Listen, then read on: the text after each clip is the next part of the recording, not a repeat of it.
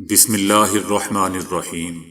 السلام علیکم دوستو، دنیا بھر کی خبروں میں آج آپ سنیں گے، لیکن اس سے پہلے اگر ہو سکے تو لائک اور سبسکرائب کا بٹن ضرور دبا لیں، شکریہ۔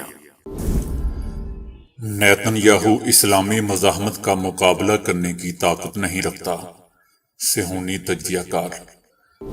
پولینڈ میں گرنے والا میزائل روسی حملہ نہیں تھا، صدر جو بائیڈن۔ اسٹیبلشمنٹ کے ساتھ عثمان بزدار کی وجہ سے اختلافات پیدا ہوئے، عمران خان۔ چینی صدر کی سخت لہجے کی کینیڈین وزیر اعظم سے گفتگو لیک۔ ایران میں حکومت مخالف پر مزید 3 مظاہرین کو سزائے موت سنا دی گئی۔ ریپبلکن جماعت ایوان کا کنٹرول حاصل کرنے میں کامیاب۔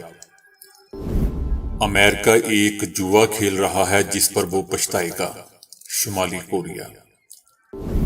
ٹرمپ کا تیسری مرتبہ صدارتی الیکشن لڑنے کا اعلان، صدر جو بائیڈن کی تنقید۔ صدر پوٹن کا اپنا ورلڈ آرڈر لانے کا اعلان۔ ان خبروں کی تفصیل جاننے کے لیے اگلی فائل کا انتظار کریں، شکریہ۔